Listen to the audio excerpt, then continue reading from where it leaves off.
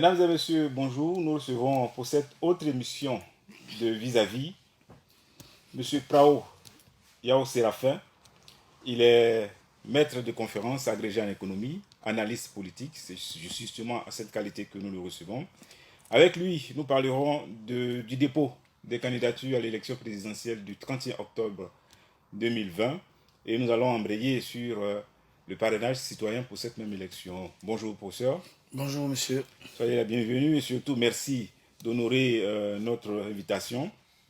Tout de suite, nous allons camper l'atmosphère qui prévalait ce matin autour de la commission électorale indépendante, atmosphère de joie, de gaieté, des partisans et surtout des candidats déclarés qui venaient déposer leur candidature. Premier commentaire. Je voudrais, avant de donner mon commentaire, vous dire merci à la direction de GKS TV pour l'invitation. Pour revenir à la question, il est vrai que ce matin, je dis les Ivoiriens étaient un peu émus parce que au nombre des candidats dont les partisans partaient déposer les papiers, on fait dire que faire acte de candidature, il y a deux, et non des moindres, le président Laurent Gbagbo et l'ex-président de l'Assemblée nationale, Guillaume Kibafori Guillaume, qui sont loin de notre pays et qui ne sont pas loin d'avoir beaucoup de bobos au niveau politique de notre pays. Et donc voir ces deux grandes figures politiques de notre pays être soutenus par leurs partisans, je pense que pour ceux qui sont dans l'arène politique, cela nous étreint et cela nous donne un peu d'émotion et de frissons. Donc je pense que c'était une journée pleine d'émotions et de joie pour les partisans de ces différents candidats. Alors pour vous, cela augure de quoi?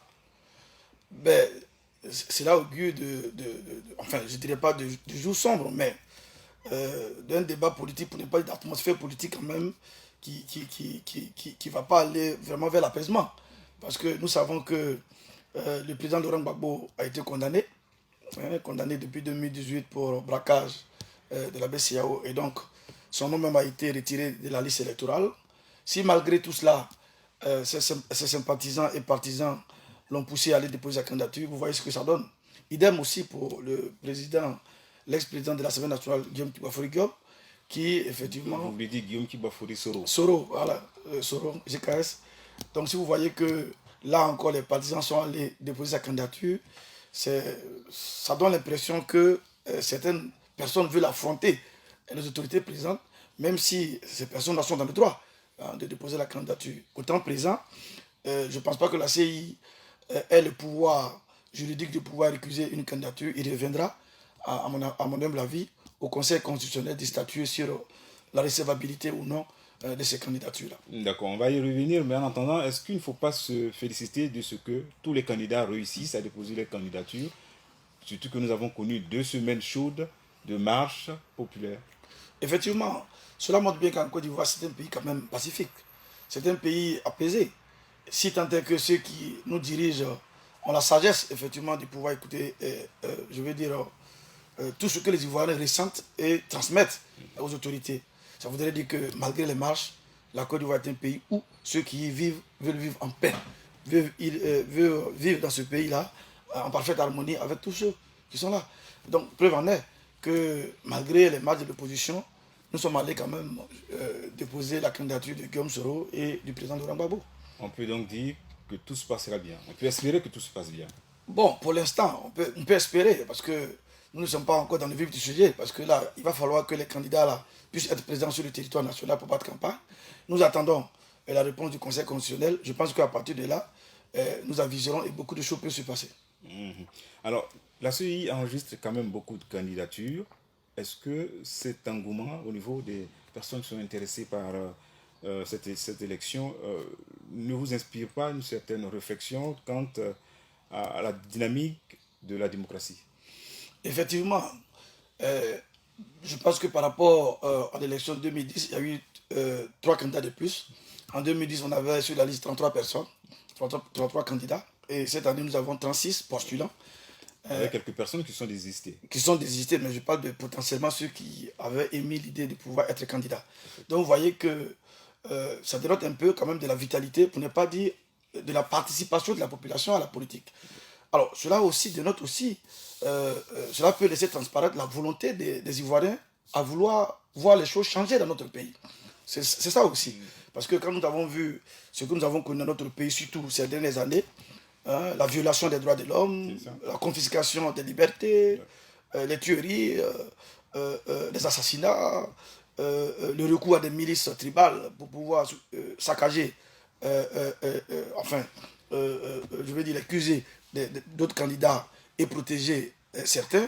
Vous voyez que les Ivoiriens, quelque part, le fait que tout le monde veuille devenir candidat démontre que nous voulons aller au changement. Cela peut être vu sous ce angle-là aussi. Alors, n'y a-t-il pas quelque chose à comprendre dans cet engouement des candidats déclarés, dans la mesure où l'opposition, dans sa majorité, avait presque continué de récuser la CEI, et puis curieusement, on voit qu'ils viennent déposer leur candidature.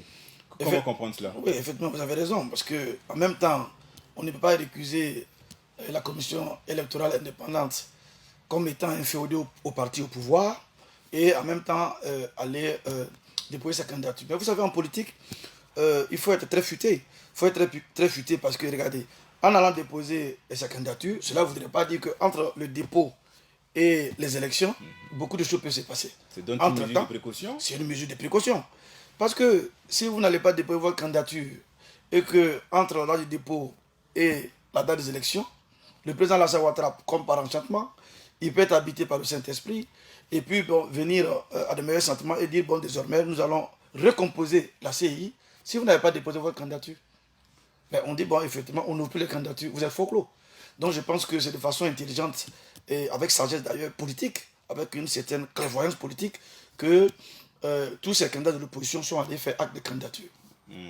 Alors pourquoi dites-vous que le président pourrait être habité par le Saint-Esprit, dans la mesure où la décision de modifier les commissions électorales locales est une ordonnance de la Cour africaine des droits de l'homme et des peuples? Oui, qui interdit, effectivement, qui interdit que le président Ouattara, en cours du jeu, puisque on ne change pas les règles du jeu en cours du match. M. Ouattara lui-même, il sait, il n'a pas respecté ce que la commission des droits de l'homme au niveau de notre sous-région dit. Parce que, fondamentalement, sa décision de pouvoir prendre par décret et demander le parrainage, par exemple, c'est une violation. Parce que pour que le parrainage se fasse, il aurait fallu que cela soit dans notre constitution. Or, ce n'est pas le cas. Au Sénégal, c'est un débat qui a été mené lors du dialogue politique avec l'opposition et le gouvernement. Oui. Il faut le préciser. Oui, c'est vrai, mais bon, tous les contours n'ont pas été bien définis et le président Ouattara a pris un décret et l'a imposé. Donc voyez-vous qu'on ne respecte pas les règles du jeu. D'accord. Alors, sur ce même aspect, est-ce que vous pensez que la modification des commissions locales de la CEI est chose faisable avec le temps restant? Oui, mais vous savez, monsieur le journaliste, nous avons traversé des mois difficiles dans ce pays-là. La Côte d'Ivoire a connu une rébellion qui s'est muée après dans une crise dont nous connaissons les tenants, les aboutissants aujourd'hui. En 2010, on a cru que les élections de 2010 allaient vraiment pacifier définitivement la Côte d'Ivoire et faire rentrer ce pays-là dans l'ère nouvelle où nous devrions avoir effectivement les gemmes de la démocratie vraiment partout dans notre pays. C'est pas ce qu'on a connu. Et vous voyez aujourd'hui, même monsieur Guillaume Soro, ancien président de l'Assemblée nationale qui était du côté du président Alassane Ouattara, aujourd'hui est devenu l'ennemi numéro 1 du président Ouattara. Donc vous voyez que l'heure est grave dans ce pays-là. Et donc il aurait fallu, à mon humble avis, pour aller vers une ère nouvelle, que tous les potentiels candidats puissent aller compétir librement. Or, ce n'est pas le cas. Donc nous pensons que d'ici le 31 octobre, beaucoup de choses peuvent changer. Je ne pense pas que la date du 31 octobre soit une date fatidique où nous devons coûte que coûte aller aux élections, si tant est qu'après les élections, nous devons mourir. C'est le calendrier électoral de la Oui, c'est le calendrier électoral. Mais écoutez, le calendrier, c'est l'homme qui fait le calendrier. Ce n'est pas le calendrier qui va diriger l'homme. Que sous-entendez-vous vous espérez un report de la constitution? Effectivement. Ce que nous demandons, nous autres, mais messieurs, vous pensez que nous pouvons aller, l'Union européenne, la CEDEAO, les États-Unis, même la France, demandent aujourd'hui en Côte d'Ivoire que le président Alassane Ouattara organise des élections libres, transparentes et ouvertes à tous les candidats. Voilà un ancien allié qui s'appelle Guillaume Soro, qui est aujourd'hui en exil, qu'on interdit de rentrer en Côte d'Ivoire pour participer, n'est-ce pas, à cette messe politique et électorale. Voilà un ancien président, Laurent Gbagbo, qui a été condamné, qui a été blanchi par la CPI, donc qui doit jouir de tout ce qu'il a droit, et on l'empêche de venir pour participer à cette messe. Bon, nous pensons que là, ce n'est pas la démocratie. Donc, si nous voulons la paix, nous ne pouvons pas faire la paix en Côte d'Ivoire sans Soro Guillaume et sans Laurent Gbagbo. Je suis désolé. Il faut que nous reportions effectivement les élections et qu'on revienne vers, je vais dire, un système électoral pas vicié, parce que le système actuel, il est vicié. Je ne suis pas quand même la seule personne à dire. Il y a un monsieur quand même ancien président du Conseil constitutionnel, vous le connaissez, Francis Bagavaudier, professeur émérite, qui dit que le système électoral actuel porte en lui-même les germes d'une guerre civile. Vous voyez, il va même très loin. Nous voyons la rwandisation, effectivement, de notre économie et de notre pays.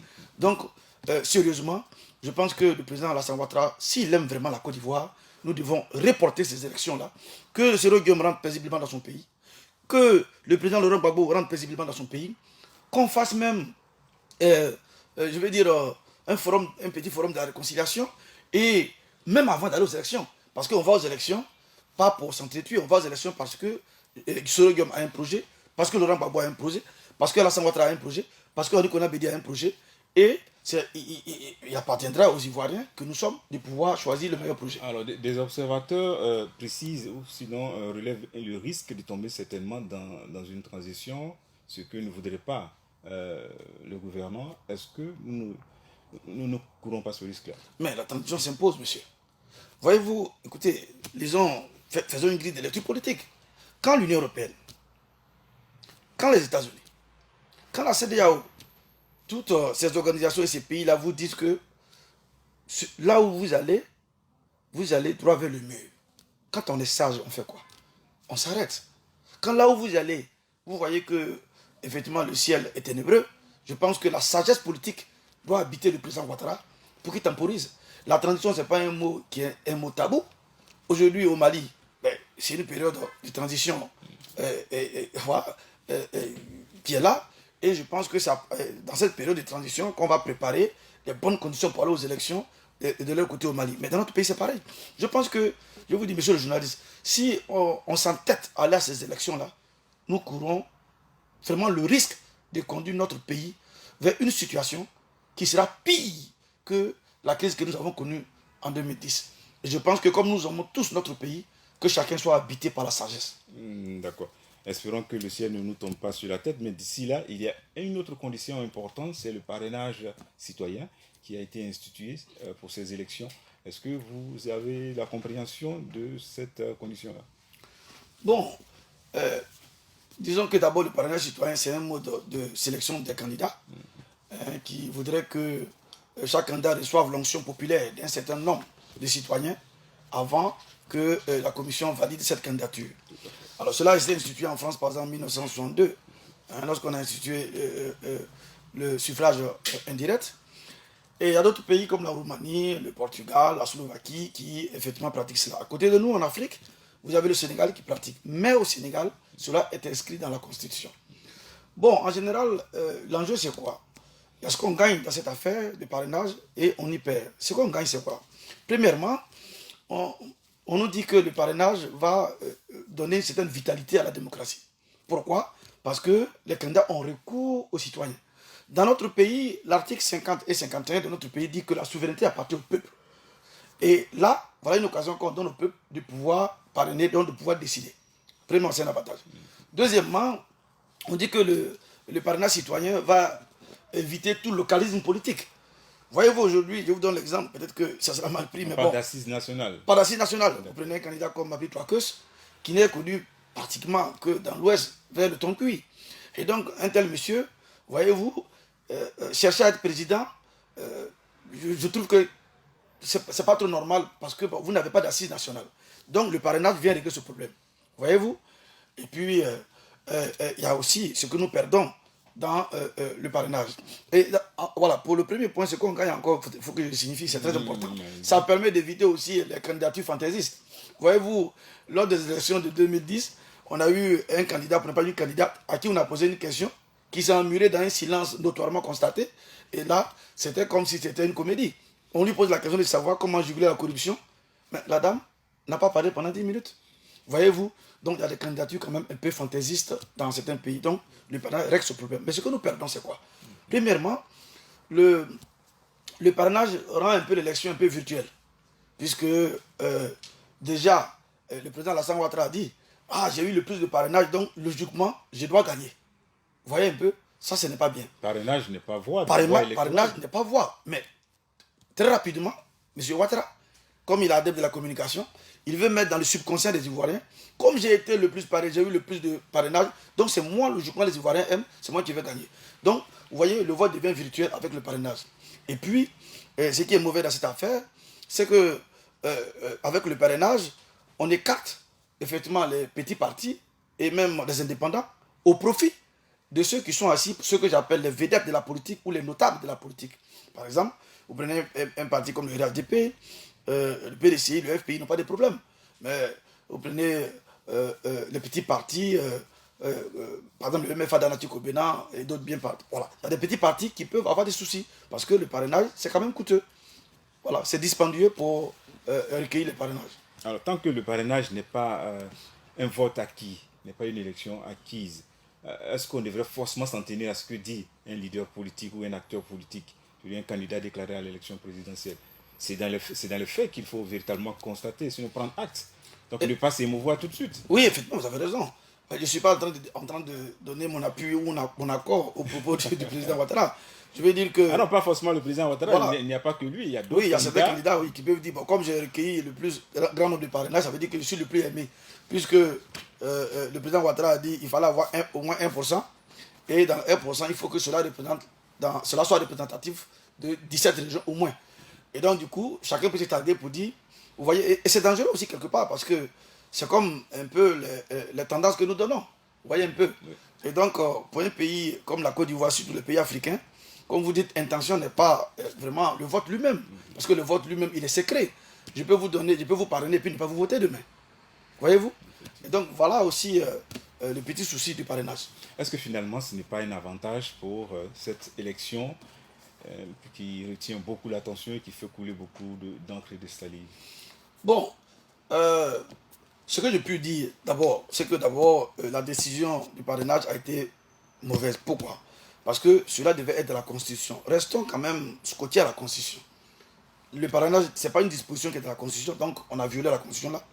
Il faut le dire, c'est pas bon. Mais si vous me posez la question de savoir, est-ce que cela peut-être peut changer la vie des Ivoiriens demain, démocratiquement? La première chose qu'on peut avancer, c'est quoi? C'est que le parrainage, à mon humble avis, va obliger les populations à exiger les projets de société. Parce que pourquoi je vous parraine? Je dois vous poser la question de savoir qu'est-ce que vous me proposez. Et hier, vous êtes mon camarade, mon ami, j'ai créé mon parti politique, vous dites je soutiens Prao. Vous ne savez même pas pourquoi vous devez soutenir Prao, vous le soutenez. On ne votera plus par affinité. Logiquement, on ne devrait plus voter par affinité, mais les citoyens devraient savoir ce que les candidats vont leur donner. C'est en retour que je vous parraine. Voyez-vous? Et deuxièmement, les candidats devront chercher à résoudre les besoins des populations. Sinon, vous n'aurez plus dans le futur les parrainages. Et puis, je pense que ce que ça va changer dans la vie politique, c'est qu'on aura beaucoup de coalitions. On aura beaucoup de coalitions parce que les petits partis ou bien les indépendants vont se mettre ensemble pour pouvoir avoir le parrainage. C'est un véritable pacte que signe le candidat déclaré avec les populations. Mais est-ce que ce n'est pas aussi l'occasion pour le candidat de se valoriser, de démontrer qu'il est véritablement un homme légitime vis-à-vis de la population, vis-à-vis même de ses amis? Oui, effectivement, c'est ce que nous avons dit quand nous avons parlé pour éviter tout localisme et donner une assise nationale au candidat. Je pense que ce n'est pas mauvais. Le problème avec le président Ouattara, c'est de toujours imposer les choses. En politique, quand vous voulez que votre idée passe, même quand elle est bonne, il faut d'abord la discussion. Et il faut que de façon consensuelle, cela soit accepté par les acteurs de la vie politique. Parce qu'en politique, bien entendu, c'est une éducation que nous accordons aux populations. Et donc, le parrainage n'est pas une chose mauvaise en soi, mais tel que le président conçoit la chose et met en musique effectivement ces idées-là, c'est ce qui détériore effectivement la quintessence du parrainage. D'accord. Alors, voilà, voici que tous les candidats, en fait tous ceux qui sont déclarés ou presque, ont déposé leur candidature. Mais il y a aussi ce que vous avez relevé tout à l'heure, le risque ou bien la possibilité que certaines candidatures soient déjà mises de côté, compte tenu du fait que ceux qui présentent ces candidatures-là sont frappés d'une certaine radiation de la liste électorale indépendante. C'est ça. Sur ce point, est-ce que vous pouvez faire un développement beaucoup plus précis? Ben, moi je constate avec vous, monsieur le journaliste, que l'ex-président de l'Assemblée nationale, le président Soro, a été condamné. Et il y a un mandat d'arrêt international qui est lancé contre lui. Et il a cherché à rentrer en Côte d'Ivoire chez lui et il a été empêché. Et donc son nom a été radié de la liste.